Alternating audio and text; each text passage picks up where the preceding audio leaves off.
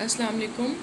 Today we will start the next chapter of renal physiology, chapter number 26, in which we will study about renal tubular reabsorption and secretion.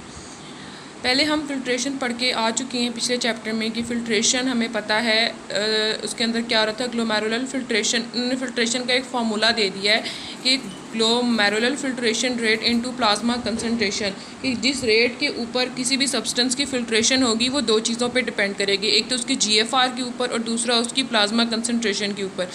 अगर हम बात करें glucose की, तो glucose की plasma concentration हमारे पास होती है 1 ग्राम पर लीटर और उसका GFR के जो नॉर्मल GFR की वैल्यू है वो कितनी है 180 लीटर पर डे। तो इसका फिल्ट्रेशन रेट कितना बना 180 ग्राम पर डे। इसका मतलब क्या है कि जितनी भी ग्लूकोज जो है फ़िल्टर्ड होता है वो सारा का सारा रीअब्जॉर्ब हो जाता है। उसमें से नॉर्मली हमारे पास ग्लूकोज यूरिन के अंदर एक्सक्रीट आउट नहीं होता, ये नॉर्मल बात हो रही है। अच्छा, उसके बाद हमारे पास तो कुछ बातें बताई हुई हैं ट्यूबुलर रीअब्जॉर्प्शन के बारे में कि जो ग्लोमेरुलर फिल्ट्रेशन और ट्यूबुलर रीअब्जॉर्प्शन का रेट होता है ये बहुत ज़्यादा होता है as compare to urinary excretion. यानी कि अगर ग्लोमेरुलर फिल्ट्रेशन रेट और जो ट्यूबुलर रीअब्जॉर्प्शन है, अगर इनके अंदर कोई चेंजेस आते हैं, यानी कि हमारी बुक में बताया हुआ है कि अगर ये कम हो जाते हैं किसी भी रीज़न की वजह से, तो उसकी वजह से यूरिनरी एक्सक्रीशन रेट ज़्यादा हो जाता है। और इसकी वजह से अब जब इसका मतलब अब हम ज़हन में ये सोच सकते हैं कि यूरिनरी एक्सक्रीशन रेट ज़्यादा हो रहा है, मतलब यूरिन ज़्यादा प्रोड्यूस होगा इसका मतलब है, लेकिन नहीं। यूरिन तो ज़्यादा प्रोड्यूस होता है, लेकिन वो कह रहा है कि ये जो इतनी ज़्यादा आपस में क्लोजली एसोसिएटेड होती हैं ग्लोमेरुलर फिल्ट्रेशन और ट्यूबुलर रीअब्जॉर्प्शन, कि इतनी जो लार्ज फ्लक्चुएशन यूरिन के अंदर प्रोड्यूस आ रही होती है हम उनको अवॉइड करते हैं।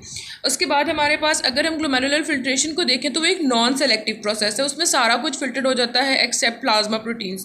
जबकि हम ट्यूबुलर रीअब्जॉर्प्शन देखें तो ये हाईली सेलेक्टिव प्रोसेस है। कैसे?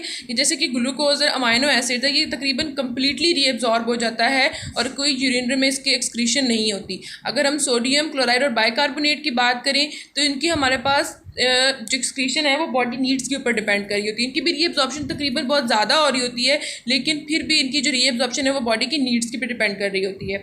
Third is the urea and the creatinine. Urea और क्रेटिनिन जो हैं ये हमारे पास वेस्ट प्रोडक्ट्स होते हैं बॉडी के, तो ये पुअरली रीअब्जॉर्ब होते हैं। इस वजह से इनकी ज़ाहिर बात है जब वो रीअब्जॉर्ब कम हो रहा है तो उनका एक्सक्रीशन रेट ज़्यादा होगा। अब अगर किसी भी सब्सटेंस ने रीअब्जॉर्ब होना है तो उसको हमारे पास कहाँ से गुजरना पड़ेगा? उसको एक तो एपिथेलियल सेल मेम्ब्रेन से गुजरना पड़ेगा, ठीक है। Let me show you diagram. जैसे यहाँ पर हमारी बुक में दिखाया हुआ है कि this is the tubular lumen, ये ट्यूबुलर सेल्स शो किए हुए हैं और ये इंटरस्टिशियल फ्लूइड है और ये पेरीट्यूबुलर कैपिलरी है। तो अगर किसी भी सब्सटेंस को रीअब्जॉर्ब होना है या ट्रांसपोर्ट होना है तो उसको एक तो ट्यूबुलर ल्यूमेन से ट्यूबुलर सेल से गुजरना पड़ेगा, उसके बाद इंटरस्टिशियल फ्लूइड से गुजर के उसको ब्लड में आना पड़ेगा। ठीक हो गया। उसके बाद हमारे पास तीन ही मैकेनिज्म्स होते हैं जिनके थ्रू ट्रांसपोर्ट होती है। एक होती है हमारे पास ट्रांससेलुलर, एक होता है पैरासेलुलर और एक होती है हमारे पास बल्क फ्लो।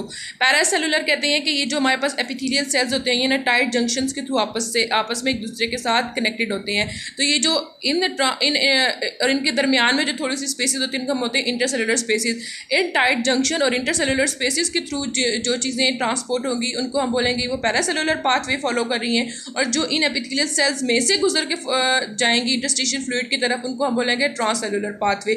और जब इंटरस्टिशियल फ्लूइड के बाद आने के बाद उन्होंने जाना है ब्लड के अंदर थ्रू पेरीट्यूबुलर कैपिलरी, वो जिसके थ्रू जाएंगे उसको हम बोलेंगे बल्क फ्लो। और अब बल्क फ्लो के लिए हमारे पास मेनली कोलाइड ऑस्मोटिक फोर्सेज और हाइड्रोस्टैटिक प्रेशर जो है वो रिस्पॉन्सिबल होता है।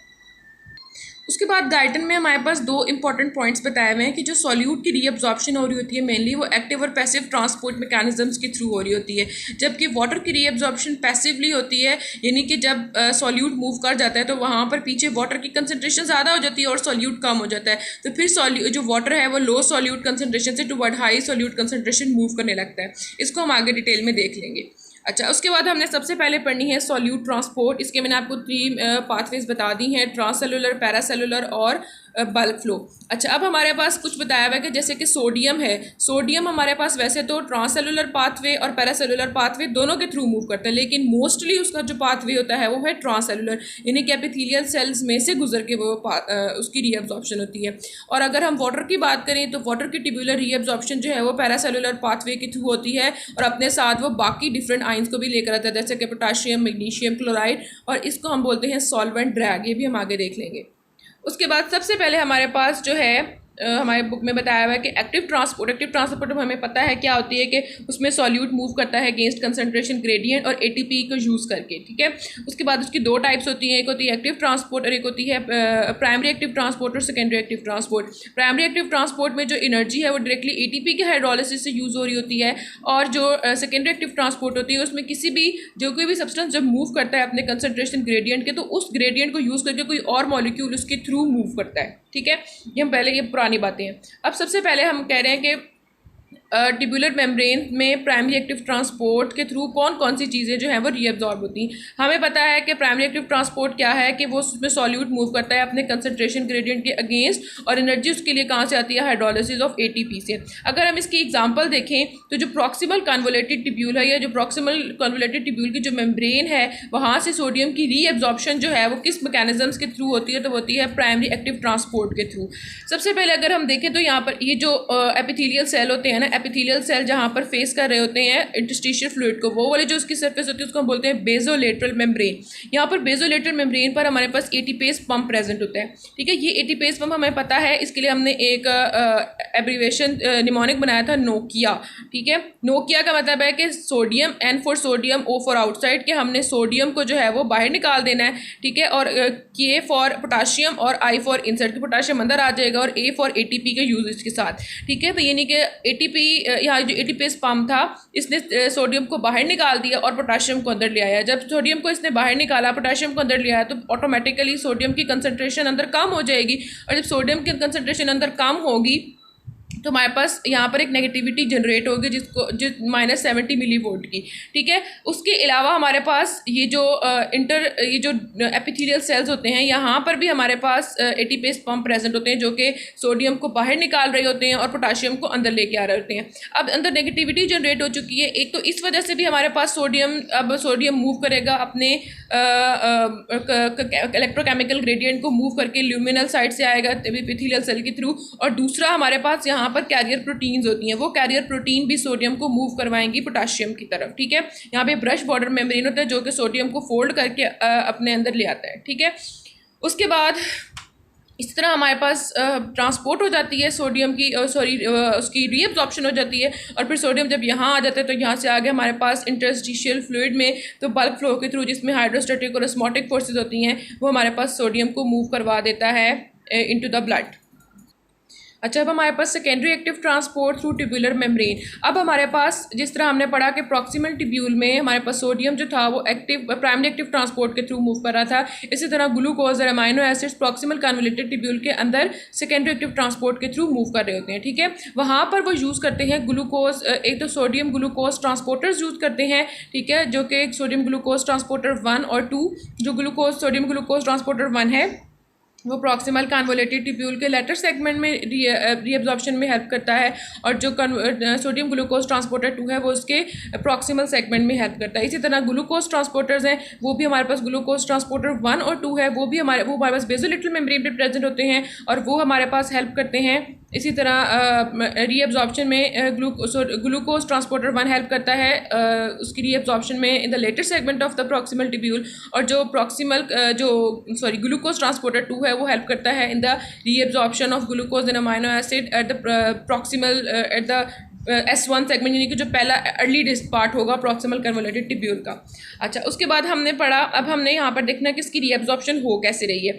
सबसे पहले हमारे पास यहाँ पर ये ट्यूब्यूलर ल्यूमेन है, ये ट्यूब्यूलर सेल और ये इंटरस्टिशियल फ्लूइड है। यहाँ पर हमारे पास ट्यूब्यूलर ल्यूमेन के ऊपर ये जो ल्यूमिनल मेम्ब्रेन है या एपिकल मेम्ब्रेन है, यहाँ पर हमारे पास सोडियम ग्लूकोज ट्रांसपोर्टर प्रेजेंट होते हैं, ठीक है। ये अपने कंसंट्रेशन ग्रेडियंट को, यानी कि active transport secondary active transport के थ्रू ग्लूकोज को, जब सोडियम का कंसंट्रेशन ग्रेडियंट मेंटेन हुए, क्योंकि यहाँ पर एटीपेस पंप था, एटीपेस पंप ने हमारे पास सोडियम यहाँ पर कम किया, नेगेटिविटी जनरेट हुई, सोडियम मूव किया इनसाइड, और इसके थ्रू हमारे पास सोडियम ग्लूकोज ट्रांसपोर्टर को यूज़ करके ग्लूकोज भी हमारे साथ अंदर आ जाएगा through facilitated through secondary active transport, ठीक है। Same as like in the amino acid के केस में।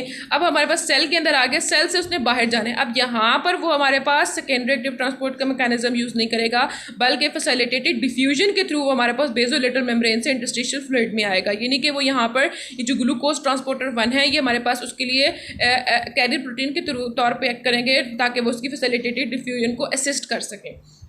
उसके बाद हमारे पास अगर हम सेकेंडरी, इसी तरह जैसे हमारे पास secondary active transport tubular membrane से होती है, इसी तरह हमारे पास डिफ्यूज सेकेंडरी एक्टिव सिक्रीशन भी होती है। ठीक है, जैसे हमने पढ़ा कि यहाँ पर हमारे पास ल्यूमिनल मेम्ब्रेन के ऊपर जैसे हमारे पास सोडियम ग्लूकोज ट्रांसपोर्टर थे, वैसे ही हमारे पास यहाँ पर सोडियम हाइड्रोजन एक्सचेंजर्स प्रेजेंट होते हैं जो कि हमारे पास सोडियम हाइड्रोजन का काउंटर ट्रांसपोर्ट करवाते हैं। इसी तरह जैसे कि बेसोलेटरल मेम्ब्रेन के ऊपर सोडियम पोटेशियम एटीपेज पंप पड़ा था, उसने क्या किया कि सोडियम को बाहर निकाल दिया और पोटेशियम को अंदर कर दिया, तो हमारे पास जो एक नेगेटिविटी जनरेट होगी मैंने 70 मिलीवोल्ट की, उसने हमारे पास कंसंट्रेशन ग्रेडियंट मेंटेन किया, जिसकी वजह से सोडियम जो है वो ल्यूमिन से मूव किया इनटू द सोडियम। ठीक है, इसी वजह से अब ये काम ऊपर हो रहा था, लेकिन यहाँ पर हमारे पास एक स्पेशल पंप है, यानी कि एक एक्सचेंजर है, सोडियम हाइड्रोजन एक्सचेंजर, जो कि सोडियम को इनसाइड द ल्यूमिन से inside the epithelial cell move करवाएगा और साथ में हमारे पास हाइड्रोजन की एक्सक्रीशन होगी आउटसाइड।